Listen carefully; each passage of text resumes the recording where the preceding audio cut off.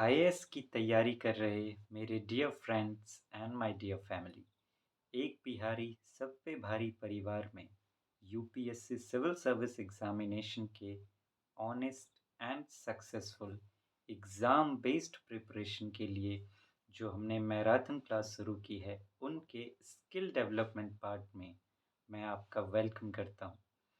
Friends, आज हम लोग आंसर राइटिंग पर बात करेंगे। अभी आंसर राइटिंग पे की मैं बातें करूँ तो अभी हम लोग कीवर्ड्स पर बातें कर रहे हैं। मैंने आपको बताया था कि कीवर्ड्स का बहुत ज़्यादा इम्पोर्टेंस है आंसर राइटिंग में। यूँ कहिए कि जो आप एग्ज़ाम में एग्ज़ाम देने के लिए जब आंसर राइटिंग के लिए सोचेंगे, तो आप किस तरीके से आंसर का स्ट्रक्चर अपने दिमाग में तैयार करेंगे लिखने के लिए, कीवर्ड्स उसकी चाबी होती है।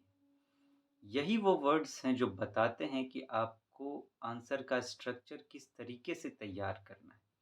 अगर आपने इन्हें अवॉइड किया तो होगा क्या? जो ज़्यादातर स्टूडेंट्स गलती करते हैं कि जो क्वेश्चन होती है फिर वो उसे ही नहीं समझ पाते। बस उनका ध्यान किस पर होता है कि ये जो टॉपिक है क्वेश्चन में, ये टॉपिक कौन-सा है? वो उस टॉपिक पर ही लिखना शुरू कर देते हैं। वो ये भूल जाते हैं कि किस डिज़ाइन से क्वेश्चन पूछा गया है और किस डिज़ाइन से हमें स्ट्रक्चर तैयार करना है आंसर का। वो बस उस टॉपिक पर लिखना शुरू कर देते हैं। जैसे करप्शन आए तो करप्शन के बारे में लिखना शुरू कर दिया, आरटीआई तो आरटीआई पे लिखना शुरू कर दिया, फेडरलिज़्म तो फेडरलिज़्म पे लिखना शुरू कर दिया। वो ये इग्नोर कर जाते हैं कि जो क्वेश्चन तो भले पूछा गया इस टॉपिक पर, लेकिन उसका डिज़ाइन क्या है? उसका इम्पोर्टेंस पूछा जा रहा है या उसका डिसएडवांटेज पूछा जा रहा है या कोई किसी करंट इवेंट को लेकर कुछ खास एंगल है इस क्वेश्चन में, वो उस पर ध्यान नहीं दे पाते। और क्वेश्चन चाहे जो हो, उसके बाद जो सबसे इम्पोर्टेंट पार्ट होता है वो होता है आप दिमाग में स्ट्रक्चर तैयार करेंगे, तो वो आप लिखेंगे कैसे, कैसे करेंगे, वो ये कीवर्ड्स बताते हैं। अगर ये कीवर्ड्स इम्पोर्टेंट नहीं होते तो यूपीएससी इतनी मेहनत करके पचासों कीवर्ड्स लेकर नहीं आता। आप देखिए कितने सारे कीवर्ड्स वो यूज़ करता है। Discuss, describe, examine, analyse, critically examine, bring out, bring to light, क्या-क्या वो वर्ड्स लेकर आता है।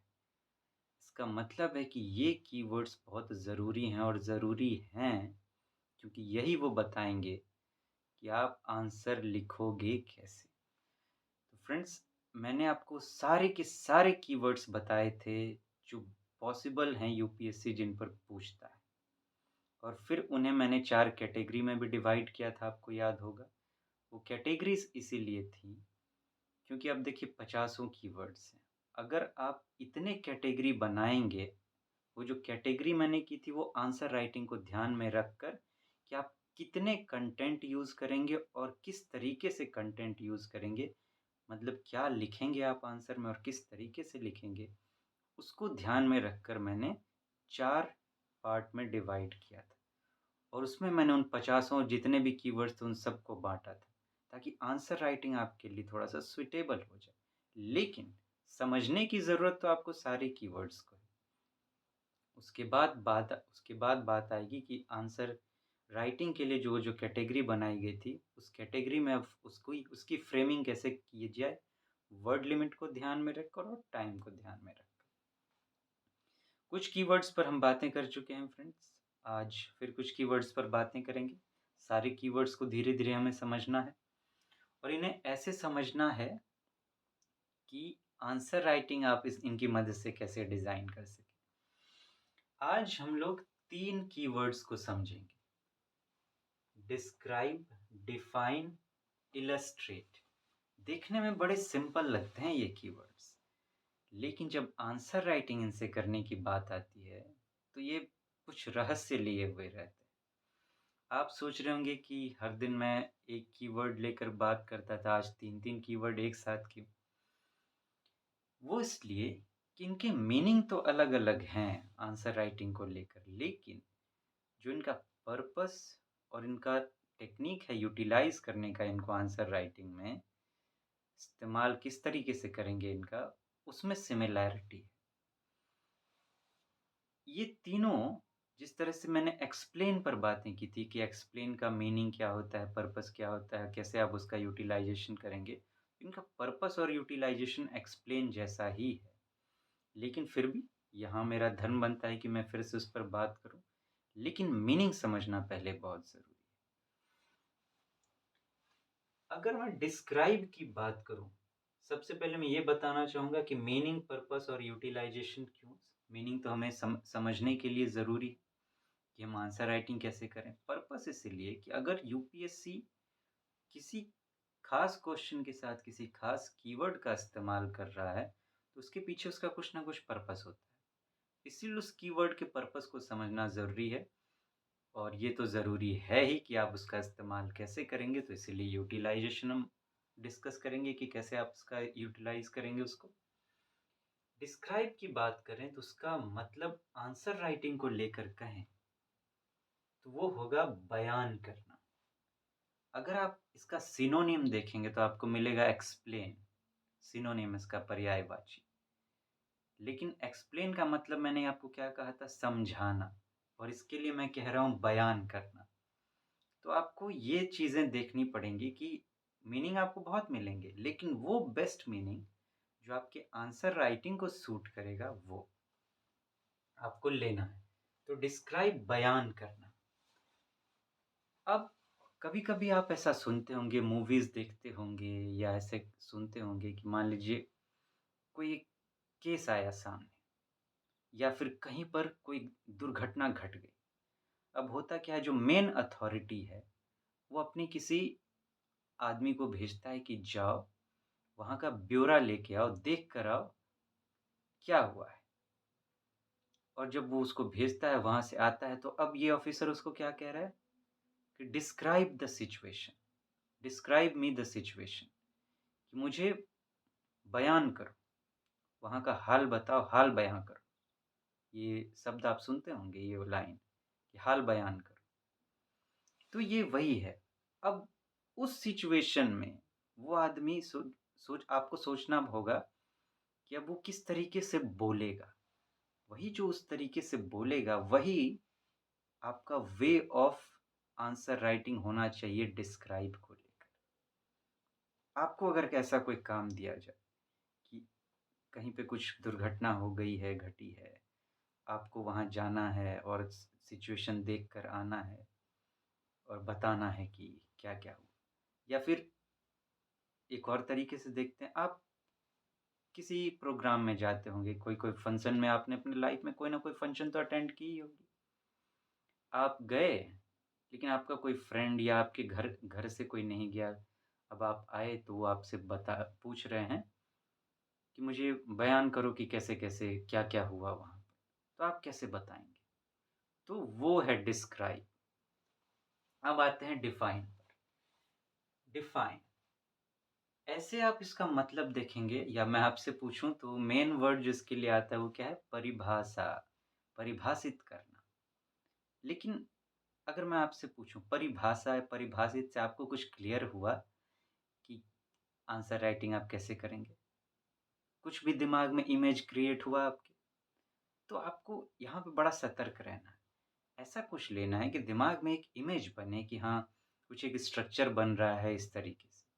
परिभाषा से कोई स्ट्रक्चर नहीं बन रहा है। तो इन वर्ड्स को लेकर आप ज़रा-सा ध्यान रखेंगे, आपको आंसर राइटिंग के अकॉर्डिंग वर्ड लेना है, बस उसका डिक्शनरी मीनिंग नहीं। डिफाइन के लिए जो मैंने चुना है, जो होना चाहिए आंसर राइटिंग के लिए, वो है मतलब और महत्व बताना। मतलब बताना, वो जो दिया हुआ है टॉपिक, जो क्वेश्चन में पूछा गया है, जिसको डिफाइन करने के लिए कहा जा रहा है, वो टॉपिक हो या सिचुएशन हो, तो उसका मतलब बताइए आप और महत्व भी बताइए। अब देखिए मतलब सिर्फ़ आपने बता के छोड़ दिया, वो तो बच्चे जैसा हो जाएगा। स्कूल में भी, स्कूल कॉलेज के एग्ज़ाम्स में भी हमने वैसा ही किया है कि डिफ़ाइन करके चले आते थे, लिखा जाता था। लेकिन ये यूपीएससी सिविल सर्विस एग्ज़ाम है और उसका भी मेंस एग्ज़ाम है। तो यहाँ पर कुछ तो स्पेशल होना चाहिए। तो मतलब यहाँ पे तो थोड़ा-सा नॉर्मल होता है, मेन बात होता है आपको महत्व बताना है, उसका इम्पोर्टेंस, ये क्यों इतना इम्पोर्टेंट है। तो जब भी डिफाइन की बात आएगी तो ये 2 बातों का आप ध्यान रखेंगे, आप मतलब बताएँगे और महत्व बताएँगे। फॉर एग्ज़ाम्पल अगर आपसे पूछा जाए डिफाइन सस्टेनेबल ग्रोथ, तो एक तो उसका मतलब है ही कि एक ऐसा ग्रोथ जो ना सिर्फ़ अपने प्रेज़ेंट का ध्यान रखे बल्कि आने वाले जनरेशंस का भी ध्यान रखे, उस तरीके से होने वाला growth. The growth which not only thinks about own self, only the present situation but also the future scenario। तो क्या आप सोचते हैं कि इससे आपका बात बन जाएगा? अब इसमें करना क्या है आपको? सस्टेनेबल ग्रोथ तो आपने बता दिया क्या है, लेकिन साथ-साथ सस्टेनेबल ग्रोथ का इम्पोर्टेंस क्या है? कि उसमें क्या ऐसा है जो किसी और में नहीं है? तो जब आप इन दोनों को मिक्स अप करेंगे तब जाके आपका रियल जो है वो डिफाइन जो है वो फुलफिल हो पाएगा। अब बात करते हैं इलस्ट्रेट की। इलस्ट्रेट में आप क्या करेंगे? इलस्ट्रेट के लिए जो प्रैक्टिकल होना चाहिए, जो इसका मीनिंग आंसर राइटिंग के लिए वो है घटनाओं या फिर प्रैक्टिकल प्रूफ के साथ व्याख्या करना। इलस्ट्रेट में एग्ज़ाम्पल्स का बड़ा महत्व होता है। तो अगर कोई घटना घटी है, जो पूछा गया उससे रिलेटेड आप अगर कोई घटना घटी हुई है, तो या तो उस घटना का आप ज़िक्र कीजिए या फिर मैंने क्या लिखा है प्रैक्टिकल प्रूफ। कोई भी वैसा प्रूफ रहा हो रियल लाइफ में, तो आप उसे इंक्लूड कर सकते हैं। फॉर एग्ज़ाम्पल अगर पूछ कहा जाए क्वेश्चन में कि सुप्रीम कोर्ट ने लोगों के हितों का या सुप्रीम कोर्ट ने लोगों के फंडामेंटल राइट्स की हमेशा रक्षा की है या फिर सुप्रीम कोर्ट ने कॉन्स्टिट्यूशनल वैल्यूज़ की हमेशा जो है इम्पोर्टेंस को बढ़ाया है, उसकी रक्षा की। तो इसको इलस्ट्रेट करने के लिए आपको कहा जाए, तो आप क्या करेंगे? इसमें आपको वैसे केसेस बताने होंगे जो सुप्रीम कोर्ट ने ऐसा क्या किया है। आप चर्चा कर सकते हैं इसमें right to privacy, right to life के लिए जो किया गया है, ट्रिपल तलाक पे किया गया है और भी जो सुप्रीम कोर्ट ने इम्पोर्टेंट जजमेंट्स दिए हैं जो लोगों के फंडामेंटल राइट्स की रक्षा करते हैं, कॉन्स्टिट्यूशनल वैल्यूज़ को अपलिफ्ट करते हैं। तो इनके साथ, उन घटनाओं के साथ, उन प्रैक्टिकल प्रूफ के साथ जब आप व्याख्या करेंगे, उसे आप कहेंगे इलस्ट्रेट। तो ये आपको आंसर राइटिंग के लिए ये मीनिंग जो है आपको ध्यान में रखना है। उसके बाद अब बात करते हैं पर्पस की। इन तीनों से पर्पस एक ही, क्योंकि ये तीनों एक्सप्लेन से कनेक्टेड है। पर्पस क्या होता है इन तीनों का? To understand something clearly.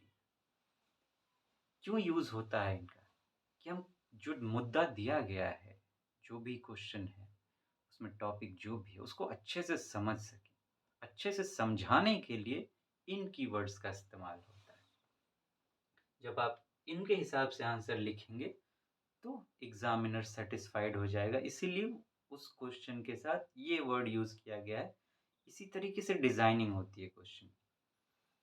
To understand the importance और कॉज ऑफ समथिंग। दूसरा क्या पर्पस है इसका? कि वो जो चीज दी गई है उसके महत्व को समझना या फिर उसके पीछे जो छिपा हुआ कारण है। कोई भी चीज बिना वजह की नहीं होती और अगर छुपी हुई है वो वजह, तो उस छुपी हुई वजह को बाहर निकाल के लाना। क्या वजह रही? तो उसको समझने के लिए इनका इस्तेमाल होता है। अब बात करते हैं यूटिलाइजेशन की कि आप कैसे इनके इस्तेमाल से आंसर राइटिंग करेंगे। Right only important points. आपको सिर्फ और सिर्फ इम्पॉर्टेंट पॉइंट्स लिखने हैं, क्योंकि एक तो वैसे ही वर्ड लिमिट रहता है और कोई भी ऐसा टॉपिक उस पे आप कितने भी वर्ड्स में लिख सकते हैं। तो अब बड़ा चैलेंज है कि लिखें क्या? तो सिर्फ आपको इम्पॉर्टेंट पॉइंट्स ही लिखने चाहिए और वो भी प्रायोरिटी वाइज, कि सबसे पहले किसको लिखा जाए, फिर किसको लिखा जाए। और ये जो प्रायोरिटी होनी चाहिए, तो सबसे जो इम्पोर्टेंट है उसको सबसे पहले लिखें। एक क्रिकेट गेम की तरह, कि सबसे पहले जो बेस्ट बैट्समैन होगा उसी को ओपनिंग उतारा जाएगा। बॉलर को आप ओपनिंग नहीं उतार देंगे तो सोचिए टीम की क्या हालत हो जाएगी। इसीलिए आपको सबसे पहले सबसे इम्पोर्टेंट पॉइंट, फिर उसके बाद कौन, उसके बाद कौन, उसके बाद कौन, एक फ्लो क्रिएट होना चाहिए। ऐसा नहीं कि जो एकदम मरियल सा पॉइंट है, एकदम वीक पॉइंट, उसको आपने सबसे पहले लिख दिया और जो आपका सबसे इम्पोर्टेंट पॉइंट है, वो आप एकदम लास्ट में लिख रहे हैं। तो ऐसे में एग्ज़ामिनर जो है ना इम्प्रेस नहीं होगा, प्रभावित नहीं होगा। उसको लगेगा कि इसको पता तो है, कंटेंट्स की जानकारी है इसको, लेकिन इसको आंसर राइटिंग की स्किल नहीं पता। आंसर राइटिंग इसको लिखना नहीं आता, तो आपको मार्क्स नहीं मिलेंगे। Examples should be given. इनमें एग्ज़ाम्पल्स दिया जाना चाहिए। अगर ये कीवर्ड्स हैं, तो एग्ज़ाम्पल डालने की कोशिश कीजिए आप। Can be written in both paragraphs और पॉइंट्स फॉर्मेट।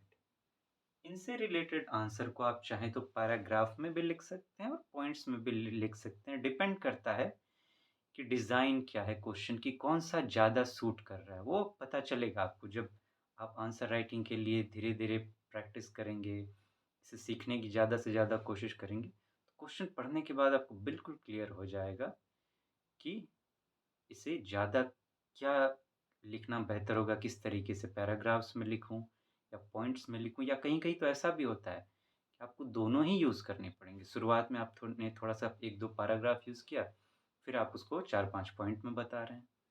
तो ये डिपेंड करता है डिज़ाइन ऑफ द क्वेश्चन। तो फ्रेंड्स, आज बस इतना ही, फिर मिलते हैं, आगे बातें करते हैं। Take so very good care of yourself. Thank you so much. Have a nice day. Thank you.